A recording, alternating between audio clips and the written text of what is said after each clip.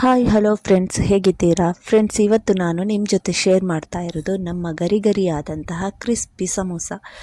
ತುಂಬಾ ಕ್ರಿಸ್ಪಿಯಾಗಿರುವಂತಹ ಈ ಮಟನ್ ಸಮೋಸ ಒಮ್ಮೆ ತಿಂದರೆ ಸಾಕು, ನೀವು ಮತ್ತೆ ಮತ್ತೆ ಈ ಸಮೋಸವನ್ನು ತುಂಬ ಇಷ್ಟಪಟ್ಟು ಮಾಡ್ತೀರಾ.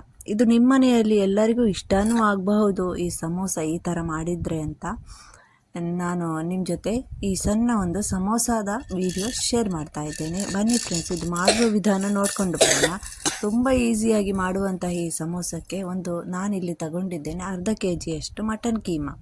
ನಿಮ್ಮ ಜೊತೆ ಮಟನ್ ಕೀಮಾ ಇಲ್ಲ ಅಂದರೆ ಮಟನ್ ಕೀಮಾದ ಜಾಗದಲ್ಲಿ ನೀವು ಚಿಕನ್ ಕೀಮಾ ಕೂಡ ಹಾಕ್ಬೋದು. ಹಾಗೂ ಇದಕ್ಕೆ ಚಿಲ್ಲಿ ಪೌಡರ್ ಇದು ಅರ್ಧ KGಗೆ ಎಷ್ಟು ಬೇಕು 2-3 ಸ್ಪೂನ್ ಹಾಕ್ತಾ ಇದ್ದೇನೆ, 3 ಟೀ ಸ್ಪೂನ್. ಹಾಗೂ 1 ಟೀ ಸ್ಪೂನ್ ನಾನು ಕಾಳು ಮೆಣಸು ಪೌಡರ್ ಕೂಡ ಹಾಕ್ತಾ ಇದ್ದೇನೆ.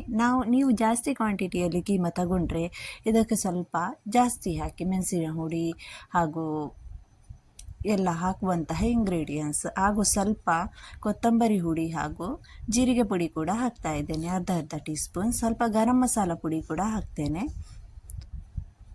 ಸ್ವಲ್ಪ ಹಳದಿ ಪೌಡರ್ ಅರ್ಧ ಟೀ ಸ್ಪೂನ್. ಹಾಗೂ ಇಲ್ಲಿ ಗಾರ್ಲಿಕ್ ಜಿಂಜರ್ ಪೇಸ್ಟ್ ಕೂಡ 1 ಟೀ ಸ್ಪೂನ್ ಹಾಕ್ತಾ ಇದ್ದೇನೆ. 1 ಟೀ ಸ್ಪೂನ್ಗಿಂತ ಸ್ವಲ್ಪ ಜಾಸ್ತಿ ಹಾಕ್ತೇನೆ, 1.5, ಯಾಕಂದರೆ ಮಟನ್ ಕೀಮಾ ಅಲ್ವಾ, ಸ್ವಲ್ಪ ಜಾಸ್ತಿ ಹಾಕ್ತೇನೆ. ಚಿಕನ್ಗೆ ಆದರೆ ಇಷ್ಟು ಗಾರ್ಲಿಕ್ ಜಿಂಜರ್ ಪೇಸ್ಟ್ ಹಾಕಬೇಡಿ. ಇದನ್ನೆಲ್ಲ ಈಗ ಚೆನ್ನಾಗಿ ಮಿಕ್ಸ್ ಮಾಡಿ ಸ್ವಲ್ಪ ನೀರು ಹಾಕಿ ಇದಕ್ಕೆ 5 ವಿಸಿಲ್ ತೆಗೆಯೋಣ. ನೋಡಿ, ತುಂಬಾ ಇದು ಸಾಫ್ಟ್ ಆಗಬಾರ್ದು ಕೀಮಾ, ನಮಗೆ ಬೇಯ್ದರೆ ಸಾಕು ಅಷ್ಟೇ. ತುಂಬಾ ಈಸಿ ಇದು ಅಂತ. ಇದರ ಟೇಸ್ಟ್ ಅಂತೂ ನೀವು ಒಮ್ಮೆ ತಿಂದರೆ ಸಾಕು ಫ್ರೆಂಡ್ಸ್, ಎಷ್ಟು ರುಚಿಯಾಗಿರ್ತದೆ ಅಂದರೆ ನೀವೊಮ್ಮೆ ಇದನ್ನು ಟ್ರೈ ಮಾಡಿ ನೋಡಿ, ಆಮೇಲೆ ನನಗೆ ಕಮೆಂಟ್ ಮೂಲಕ ತಿಳಿಸಿಕೊಡಿ.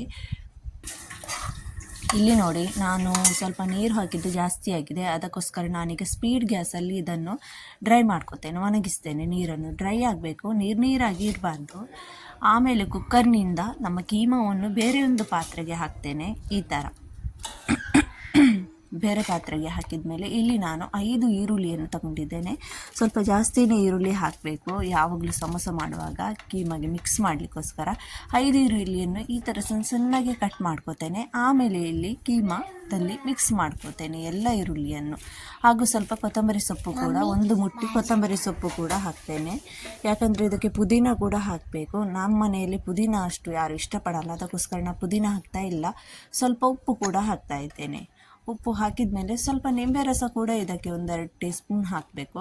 ಆಮೇಲೆ ಇದನ್ನೆಲ್ಲ ಚೆನ್ನಾಗಿ ಮಿಕ್ಸ್ ಮಾಡ್ಕೊಳ್ಳೋಣ. ನೀವೇ ನೋಡಿರ್ಬೋದು, ನಾನು ಜಾಸ್ತಿ ಏನನ್ನು ಹಾಕಲಿಲ್ಲ ಇದಕ್ಕೆ. ತುಂಬ ಜನ ಪುದೀನ ಆ್ಯಡ್ ಮಾಡ್ತಾರೆ, ನಮ್ಮ ಮನೆಯಲ್ಲಿ ಪುದೀನ ಮಕ್ಕಳೆಲ್ಲ ಇಷ್ಟಪಡೋದಿಲ್ಲ ಅಂತ ನಾನು ಆ್ಯಡ್ ಮಾಡ್ತಾ ಇಲ್ಲ. ನಿಮಗೆ ಇಷ್ಟ ಇದ್ದರೆ ನೀವು ಆ್ಯಡ್ ಮಾಡ್ಕೊಳ್ಳಿ. ಈಗ ನಾನಿಲ್ಲಿ ಸ್ವಲ್ಪ ಹಿಟ್ಟನ್ನು ತೆಗೆದು ಇದು ಸ್ವಲ್ಪ ಅದನ್ನು ಮಿಕ್ಸ್ ಮಾಡಿ ಇದಕ್ಕೆ ಅಂಟಿಸ್ಲಿಕ್ಕೋಸ್ಕರ ನೀರಿನಲ್ಲಿ ಮಿಕ್ಸ್ ಮಾಡಿ ಇಟ್ಕೋತೇನೆ ಮೈದಾ ಹಿಟ್ಟನ್ನು. ಆಮೇಲೆ ಇಲ್ಲಿ ಸಮೋಸ ನೋಡಿ, ಸಮೋಸ ಪಟ್ಟಿಯನ್ನು ಈ ಥರ ಶೇಪ್ ಮಾಡಿ ಅದರೊಳಗಡೆ ನೀವು ಸ್ವಲ್ಪ ಜಾಸ್ತಿ ಹಾಕಿದ್ರೆ ಜಾಸ್ತಿ ಹಾಕಿ, ಹಾಗಾದರೂ ಜಾಸ್ತಿ ಹಾಕಿದರೆ ಒಮ್ಮೊಮ್ಮೆ ಸಮೋಸದಿಂದ ಹೊರಗಡೆ ಬರ್ತದೆ ಕೀಮಾ. ಅದಕ್ಕೋಸ್ಕರ ನಾನು ಎಷ್ಟು ಬೇಕೋ ಅಷ್ಟೇ ಲಿಮಿಟ್ ಹಾಕ್ತಾ ಇದ್ದೇನೆ, ಜಾಸ್ತಿ ಏನು ಅದಕ್ಕೆ ತುಂಬಿಸಲಿಕ್ಕೆ ಹೋಗಲಿಲ್ಲ.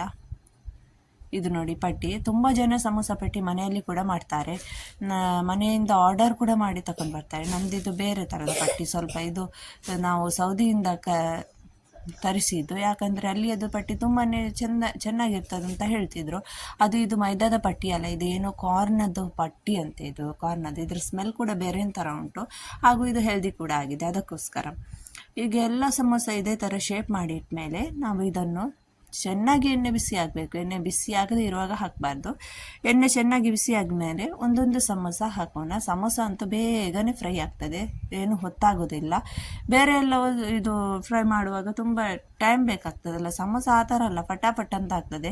ಇಲ್ಲಿ ನಾನಿದು ಮಾಡ್ತಾ ಇರೋದು ಇಫ್ತಾರಿಗೋಸ್ಕರ ತಯಾರಿ. ನನ್ನ ಜೊತೆ ಅಂತೂ ತುಂಬ ಟೈಮ್ ಇರಲಿಲ್ಲ, ಫಟಾಫಟ್ ಅಂತ ನಮ್ಮ ಸಮೋಸ ಅಂತೂ ಬೇಗನೆ ಆಯಿತು. ಮನೆಗೆ ನೆಂಟರು ಬಂದಿದ್ದರು, ಅದಕ್ಕೆ ನಾನು ಈ ಐಡಿಯಾ ಮಾಡಿದೆ.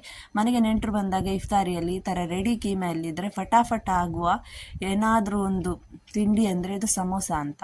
ಅದಕ್ಕೋಸ್ಕರ ನಾನೊಂದು ಸಮೋಸ ಅರ್ಧ ಗಂಟೆ ಒಳಗೆ ಮಾಡಿದೆ. ಇದೆಲ್ಲವನ್ನು ಬೇಗನೆ ಆಗ್ತದೆ, ಸಮೋಸ ಮಾಡಲಿಕ್ಕೆ ಏನು ದೊಡ್ಡ ಕೆಲಸನೇ ಅಲ್ಲ.